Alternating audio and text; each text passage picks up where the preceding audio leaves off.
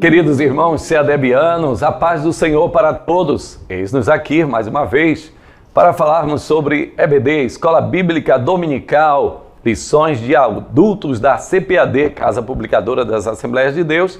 E para nós é uma grande honra, uma grande alegria, um imenso contentamento chegarmos ao final deste ano, o quarto trimestre, a última lição do ano.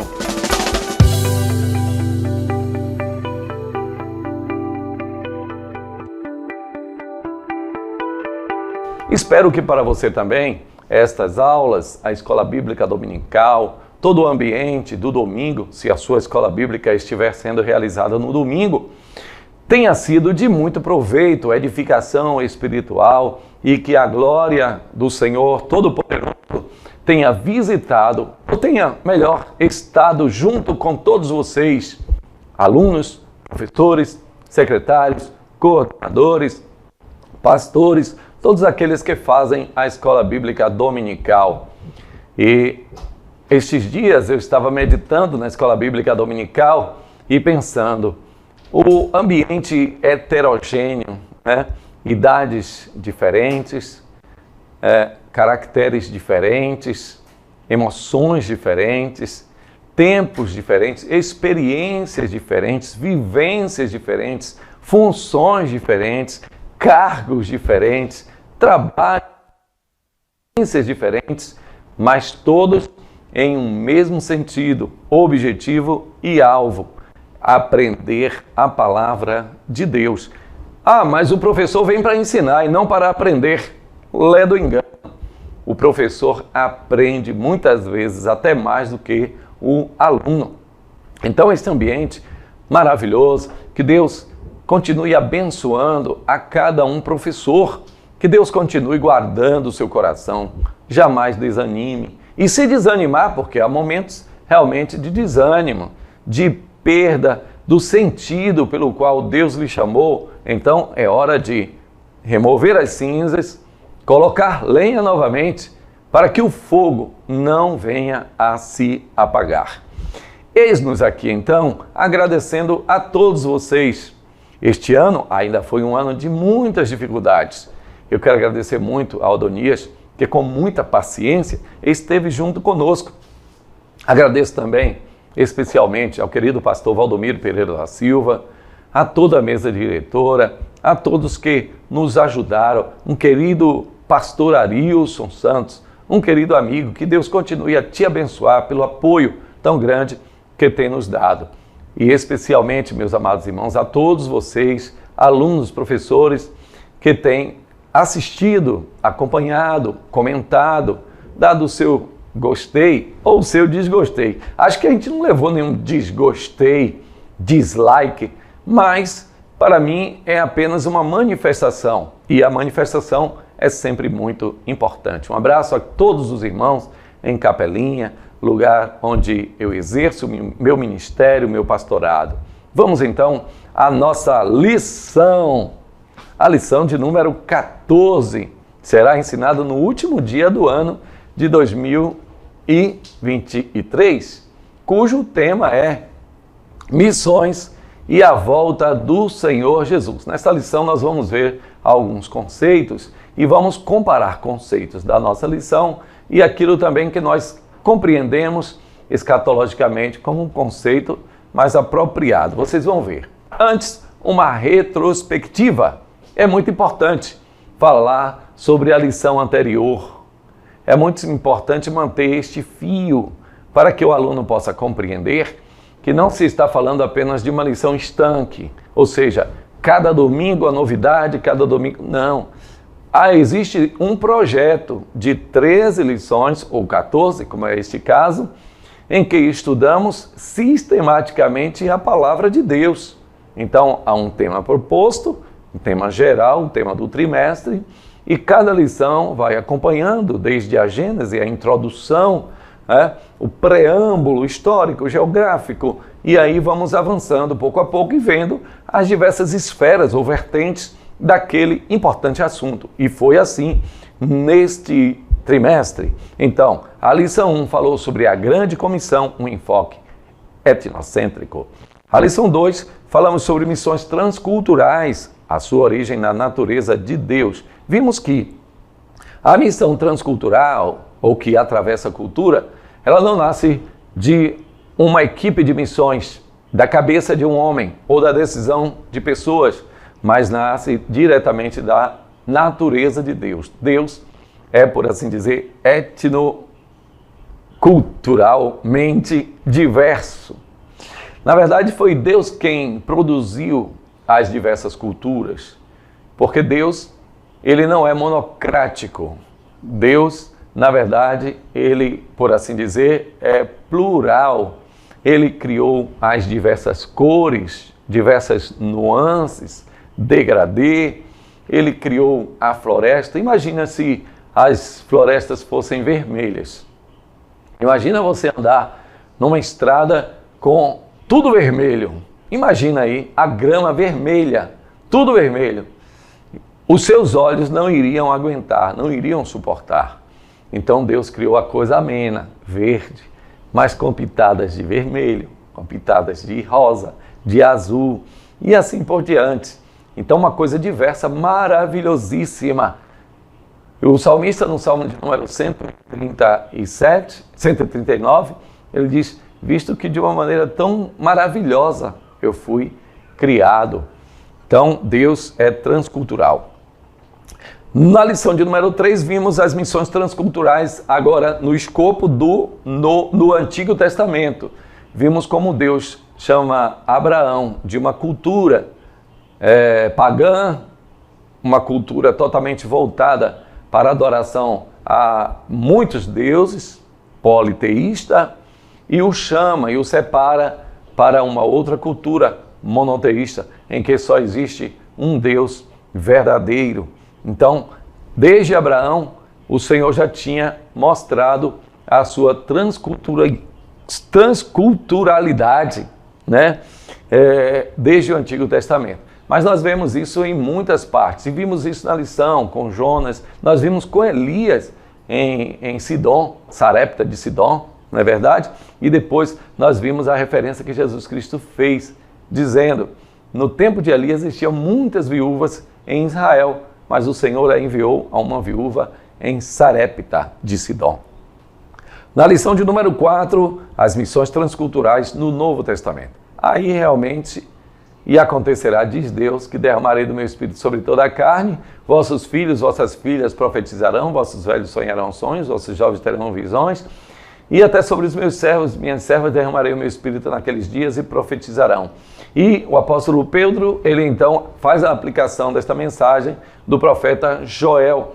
Esta mensagem diz respeito a vós, judeus, a vossos filhos, judeus, a todos que estão longe ou dispersos, judeus, mas agora, a todos a quem o Senhor vosso Deus chamar. Aí entra eu, glória, entra você. Diga glória aí, coloca glória aí nos comentários. Entra eu, aleluia. Partos, medos, elamitas, macedônios, egípcios, todos da Ásia Menor. Entra todo mundo, todos a quem o Senhor nosso Deus chamar. Então, a missão do Novo Testamento é por natureza transcultural. Ide por todo mundo, pregar o evangelho a toda criatura. Bárbaros, citas, servos, livres, cidadãos, não cidadãos, a todos. Porque Deus amou o mundo de tal maneira que deu seu Filho unigênito, para que todo aquele que nele crê não pereça, mas tenha a vida eterna. João capítulo 3, versículo 16. E também João capítulo 1, versículo 12. Veio para os que eram seus, mas os seus não o receberam. Mas todos quantos o receberam, deu-lhes o poder de serem chamados filhos de Deus, a saber, aos que creem em seu nome. Está escrito: porque todo aquele que crê no Senhor Jesus Cristo recebe o perdão de pecados. E Tito, capítulo 2, versículo 11, o apóstolo fala: porque a graça se há manifestado trazendo salvação a todas as pessoas. Glória a Deus. Então, a transculturalidade no Novo Testamento. A lição 5, uma perspectiva pentecostal. Aí saímos do escopo do Antigo e do Novo, vimos para um escopo ainda mais restrito, a questão pentecostal, e vimos que sem o poder do Espírito Santo, o revestimento espiritual, fica muito complicado fazer missões. E quando eu falo isso, eu não há aqui nenhum demérito a qualquer tipo de pregador do Evangelho. Todos são instados a pregar o Evangelho. Mas o Senhor disse, fiquem em Jerusalém até que do alto sejais revestidos de poder. Então esse revestimento ainda está disponível para a igreja. Conta-se que o reverendo Dwight L. Moody, ele era um grande ganhador de almas. Ele, em todos os lugares onde ele estava ganhando almas. Mas um dia sentiu-se esgotado, até que ele encontra o reverendo Charles Haddon Spurgeon, e ele pergunta, de onde vem essa energia, Charles? De onde vem esse poder que você prega dias a fio, pregação de manhã, à tarde, à noite, e mesmo assim você não desanima? Então, o Charles Haddon Spurgeon, ele explica ao Dwight L. Moody que é o poder do Espírito Santo. Né? Essa história está nos anais dos históricos, das biografias. Vale a pena dar uma lida lá. Então, a partir dali começa uma nova fase para o Dwight. Então, o Espírito Santo, ele impulsiona, o Espírito Santo, ele glorifica Cristo. O Espírito Santo, ele reveste, o Espírito Santo, ele ateia fogo. Né? Foram línguas, mas repartidas como de fogo. Né? Não foram línguas repartidas como de água, foram como de fogo, porque o fogo, ele é repartido. Onde uma chama cai, ela vai incendiando toda uma floresta. Glória a Deus. Então a perspectiva pentecostal é isso e muito mais. Claro, eu estou dando um resumão. A lição de número 6, orando, contribuindo e fazendo missões. Essa tríade tão importante que não apenas é para fazer, mas também contribuir em prol de missões e também orar em prol, não apenas dos missionários, mas orar para que o reino de Deus, ele venha até nós. Aí sim, é quando missão assume o seu aspecto mais finalístico, né? Um aspecto mais teleológico, não apenas teológico, mas teleológico. A finalidade de missões é para que o reino de Deus se instale. Então, o crente orando, ele ora pelo missionário, ora pela família do missionário, ora em prol, para que o Senhor livre o missionário das perseguições, para que abra uma porta. O apóstolo Paulo, ele disse, irmãos, orem por mim, porque uma grande porta se abriu e são muitos os adversários. Aqui, nesta Câmara. A lição de número 8, a lição de número 7, a responsabilidade da igreja com missões. Nós vimos também que a igreja não apenas ela envia, mas ela mantém também a sua responsabilidade em manter, em cuidar. Uma responsabilidade que não se restringe apenas à questão financeira, mas adentra a questão emocional, a questão de ombro, amigo, estamos aqui, estamos orando pelo Senhor, vai dar certo. A questão espiritual também, porque o missionário, em alguns momentos da vida, como homem, como mulher, como ser humano, ele mesmo que seja mais forte possível, tem algumas dificuldades ou alguns momentos na sua carreira como missionário que ele pensa que não foi chamado, ele não vê resultados, ou os resultados muitas vezes que pareciam tão duradouros, de repente muda. Não aconteceu isso com o apóstolo Paulo, aos Gálatas? Ele diz, muito me admira que tivesses mudado tão de repente, tão rapidamente de um evangelho para o outro. Ele diz, mesmo que eu vos pregasse um outro evangelho, ou um anjo do céu descesse para pregar, que seja maldito, seja anátema.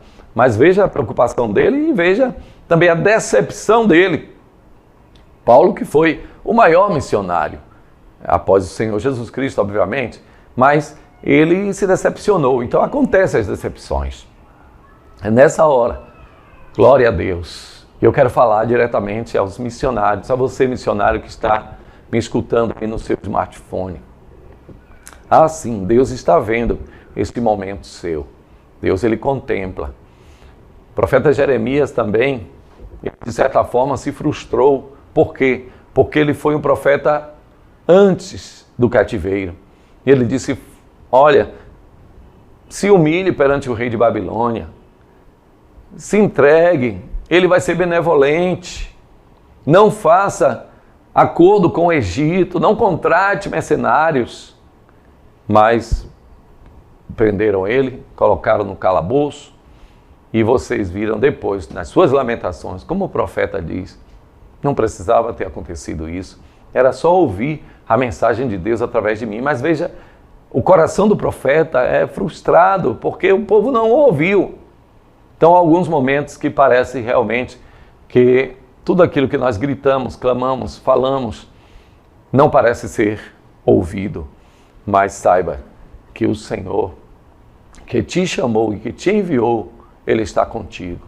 E que a igreja, mesmo que num primeiro momento, ou num segundo momento, esteja tão inerte em relação às necessidades suas, meu querido missionário, haverá um despertamento e o Senhor, Ele suprirá todas as necessidades físicas ou financeiras, emocionais, espirituais em Cristo Jesus. Que Deus abençoe os nossos missionários.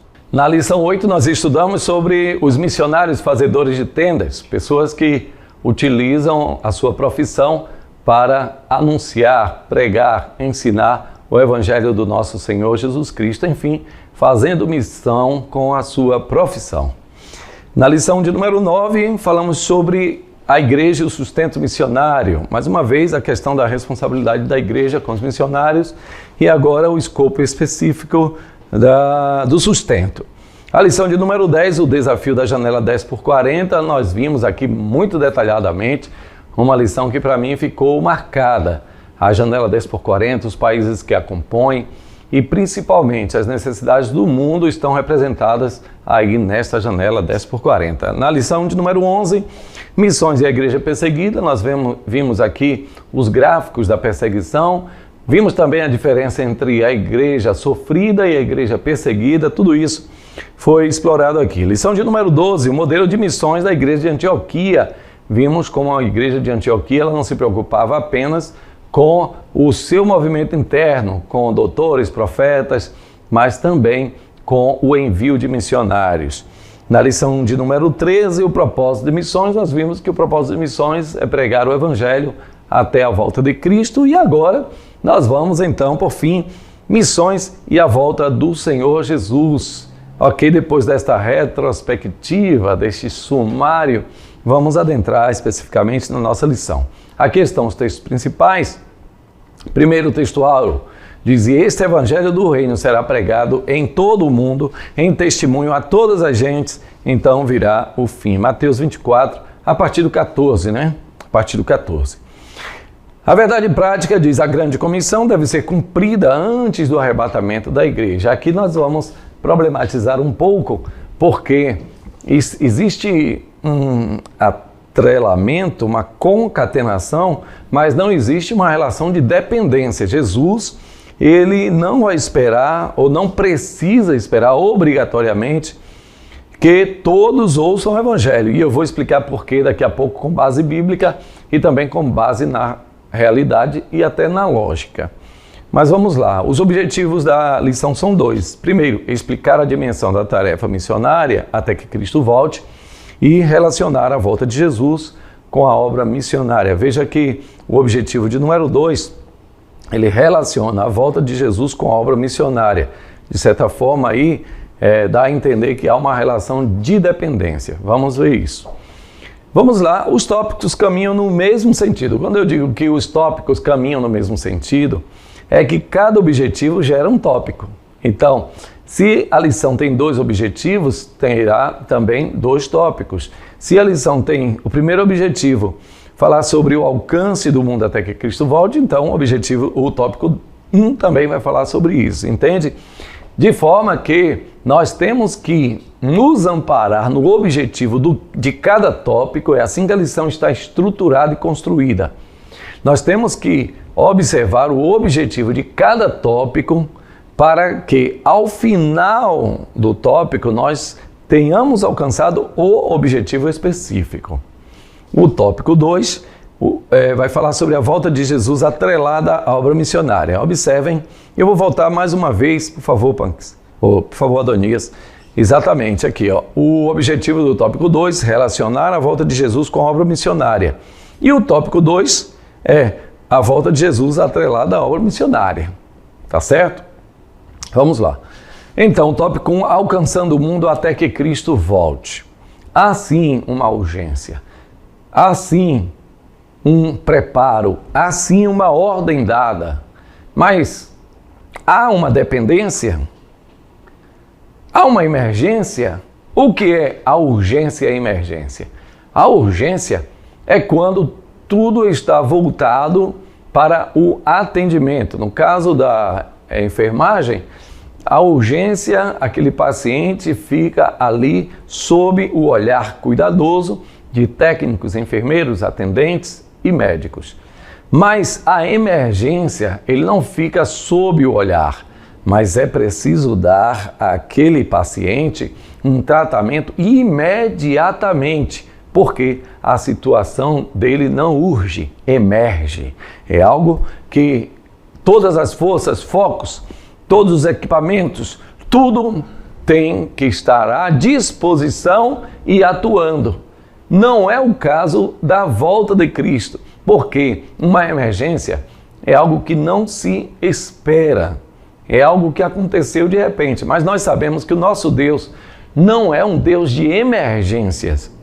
O nosso Deus é um Deus de urgência, um Deus de já, mas é um Deus que já protocolou lá no passado distante aquilo que seria sancionado aqui hoje. O apóstolo Paulo explica no seguinte texto: vindo à plenitude dos tempos, Deus envia o seu Filho nascido de mulher, nascido debaixo da lei, para resgatar aqueles que estavam sob a lei. Vejam, Deus, desde os tempos imemoriais passados, ele já havia profetizado, ou melhor, mandado profetizar, mas ele mesmo já havia dito que da semente da mulher nasceria um varão. Então, já havia uma promessa e tudo foi se encaminhando. Veio a lei como um tutor, né? E Deus foi guiando, foi afunilando, foi preparando de uma maneira apressada, mas não descompassada, atropelada, jamais. Agora, quando chega o momento, aí tudo contribui para o bem daqueles que amam a Deus. Tudo contribui para a execução daquilo que foi a ordem de Deus. Então, cuidado, porque os cristãos em Tessalônica, eles pensavam, inclusive, que Cristo já havia voltado. Estou triste porque Jesus já veio. Não, irmãos, cuidado, não tenham esse pensamento não. Vai ter o tempo certo, né? Então, é isso aí.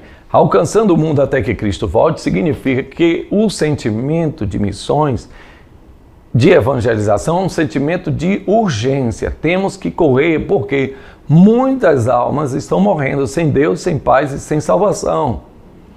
Porém, esperar que Cristo só vai voltar quando todos ouvirem falar do Evangelho, isso não vai acontecer. E por que não? Existe cerca de 2 mil povos que não ouviram o Evangelho. Vai alcançar isso quando? Quantos milhões de chineses, russos, quantos milhões de indianos não ouvirão falar de Jesus? Então, quando se fala o Evangelho do Reino será pregado a todas as nações, em testemunho a todas as gentes, em testemunho a todas as nações, significa que o Evangelho foi espalhado no mundo inteiro. Mas veja, que à medida que se prega o Evangelho no Brasil, se nascem muitas pessoas novas, que precisarão novamente ouvir o Evangelho. Então se transforma num ciclo, né? Essas pessoas crescem em cerca de 12, se você observar como a idade da razão, em cerca de 12 anos vai ser preciso pregar o Evangelho todo novamente. Aqui no Brasil é um pouco diferente, dada a facilidade de comunicação, as redes sociais, a televisão, que tem programas que falam de Jesus, que anunciam o Evangelho do Senhor, tem as rádios, enfim. O Brasil é um país pródigo na pregação e na comunicação do Evangelho. Mas imagine um outro país em que haja milhões de pessoas. Seria impossível. Agora, de outra forma, é preciso saber o seguinte: o apóstolo Paulo já dizia que em todo o mundo já se ouviu falar do Evangelho. Ele fala aos cristãos de Roma: em todo o mundo se ouve falar acerca da vossa fé. Em cerca de 30 anos o Evangelho já estava espalhado por todo o mundo e de então, ou seja, por todo o Império Romano. Então vejam que há aí uma distinção, uma diferenciação entre a pregação do mundo inteiro e a pregação de cada indivíduo em particular. Ok? Isso eu estou sendo um pouco prolixo, eu sei, nessa questão, para que nós jamais podemos pensar que Jesus vai demorar mais 100 anos. Por quê? Porque precisa pregar individualmente a todo mundo. Quando isso vai acontecer? Na verdade, nós temos que estar preparados. Jesus pode voltar agora. Jesus pode voltar hoje. Os sinais estão se cumprindo, ou alguns já pensam que os sinais já estão cumpridos. Jesus está na iminência de voltar. Quando for dada a ordem de Deus, o alarido do arcanjo, o soar da trombeta, então os santos anjos de Deus virão juntamente com o Senhor Jesus Cristo, e então nas nuvens receberá o seu povo. Os mortos em Cristo ressuscitarão primeiro, depois nós, os que ficarmos vivos, seremos arrebatados a encontrá-los juntamente com eles nos ares, e assim estaremos para sempre com o Senhor. Jesus pode hoje vir. Há um hino, meu caro Adonias, que diz assim: vem outra vez nosso Salvador, quem dera hoje ser, para reinar com poder e amor, quem dera hoje vir. Então, quem dera hoje vir. Tem outro hino do querido Cícero Nogueira que diz: que bom seria se Jesus voltasse agora. Eita glória! Pode ser hoje a volta do rei, já cantava nossa querida irmã Lauriette. E Canarinho, não era Canarinho e Curió, não. Era Otoniel e Osiel. Você vê que eu tenho um tempo de estrada aí. Cantava: eu estou convidado para ir uma festa lá no céu. Então tem um convite já feito. A qualquer momento os santos anjos irão buscar a igreja do Senhor, que subirá com a ajuda do Espírito Santo a encontrar com o Senhor nos ares. Então, é preciso saber que precisamos pregar o Evangelho a tempo, fora de tempo, onde der. Mas precisamos saber que não há uma relação de dependência com a volta de Cristo. Ele pode hoje vir. Então aqui está o texto de Mateus capítulo 24, versículo 3 em diante. E este Evangelho do Reino será pregado a todas as nações em testemunhos a todas as gentes. E então virá o fim. Aí eu desejo explicar mais uma vez. E então virá o fim. Aqui já há algo para a gente pensar. Está no comentário do Scofield, citado pelo grande pastor, doutor Abraão de Almeida, fazendo a diferenciação entre o reino dos céus, o reino de Deus, fazendo também uma outra diferenciação, que é o Evangelho do Reino e o Evangelho da Graça. O escopo da lição ele é limitado, mas há muitas, não vou dizer discussões, eu vou mudar o termo, mas há muitas vertentes, digamos assim, para que a gente estude só nesse momento. Mas o que eu quero dizer é que este Evangelho do Reino, o Evangelho do Reino de Deus, o Evangelho do Reino dos céus, o Reino dos céus, ele está sob os céus, mas ele vem dos céus, mas ele está sob os céus e sobre a terra. Ele tem limitação. Ele tem limitação do ambiente, tem limitação temporária e tem limitação de povo também. No reino dos céus, Jesus é rei. No reino de Deus, Deus é quem manda em tudo e Jesus Cristo é o Senhor. Há muitas diferenças. O reino de Deus é um reino ilimitado. É um unshakable kingdom. É um reino que jamais será abalado. Oh, glória a Deus! Então, há algumas diferenças importantes. Mas eu quero me ater ao final do texto que não está neste subtópico 1. E este evangelho do reino será pregado a todas as gentes, em testemunho a todas as nações. Então virá o quê? O fim. E quando falamos o fim, nessa câmara aqui, falamos o fim, é o fim. O apóstolo Paulo, em 1 Coríntios, ele diz assim, olha, e então virá o fim, quando o Senhor Jesus Cristo tiver entregue o reino ao Pai. Então virá o fim. Quando é que vem o fim? Após o milênio, após o reino milenial de reinar, em que o Senhor Jesus Cristo reinará, então ele retornará o poder ao Pai, que julgará todas as nações, juntamente com o Filho, e então o fim virá, em que o apóstolo Pedro e também o profeta Isaías falam sobre a transformação da terra. A terra que hoje existimos, ela aguarda um momento em que será enrolada igual a um vestido, será queimada e renovada. Então, por isso que João diz, eis que faço novos céus e nova terra. E eis que vi um novo céu e uma nova terra, e o mar já não existe. Então, o fim, no meu modo de ver, e creio que biblicamente, é o final de todas as coisas. Não devemos jamais pensar que depois da subida do povo para a vinda de Cristo, não haverá pregação do Evangelho, porque haverá, o Evangelho do Reino será pregado sim, né? E então virá o fim. Ok, a urgência da tarefa eu já falei. Vamos ao tópico de número, a sinopse do antes. A pregação do Evangelho é uma tarefa urgente, por causa da volta do Senhor Jesus. Vamos lá ao tópico 2. Espero que você esteja sendo abençoado por essas lições, porque esta é a última deste ano. Quero mandar um abraço a todos os pastores, doutores, mestres, que têm feito comentários das lições. Que Deus abençoe ao Janderson, que Deus abençoe ao pastor Jamerson, se eu não me engano também, Jamerson. Que Deus abençoe a todos. Olha, o trabalho de vocês é um trabalho especial, um trabalho de excelência. E eu peço ao Senhor que sempre mantenha as suas mãos. Agora nós continuaremos, querida Adonias, com muita qualidade, porque nós vamos entrar o ano 2002 aí com bastante força, com bastante profundidade. Aquilo que não foi possível em 2023, se o Senhor nos permitir, teremos um novo projeto gráfico, teremos, até está se pensando aí em novas locações. Vamos ver se é permitido, se o Senhor nos permite isso, mas fiquem ligadinhos no CEADEB TV oficial, porque daqui sairá muita coisa boa. Vamos ao tópico 2. A volta de Jesus atrelada à obra missionária. É semelhante à questão do tópico 1, né? Existe um atrelamento, mas não existe uma dependência.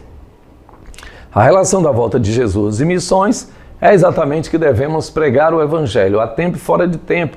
Precisamos estar sempre ligados na pregação do Evangelho. Jamais, o meu Senhor tarda a vir. E começar, então, a esquecer-se, a embriagar-se com as coisas deste mundo.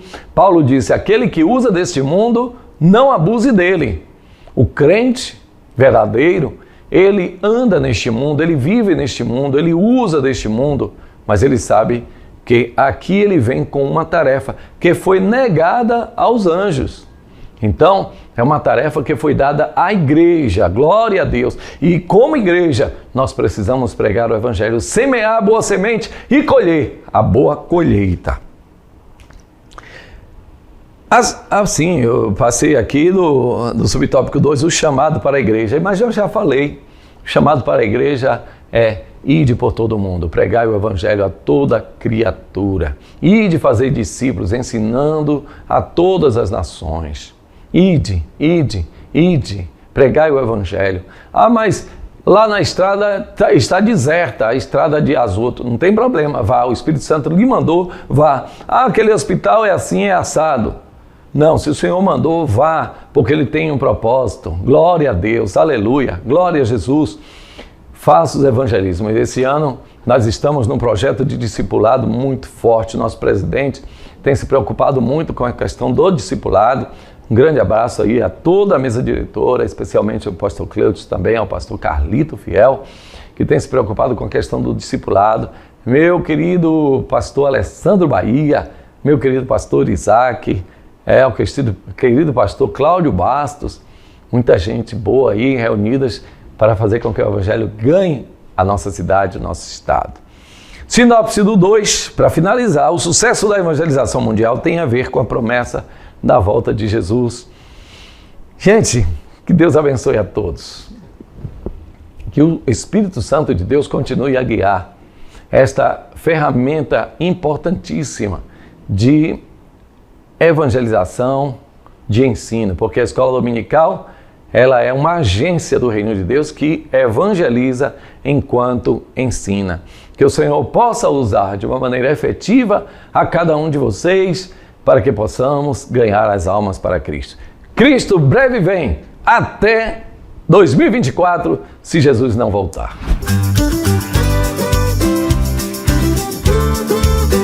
CEADEB TV, uma herança de fé pra você.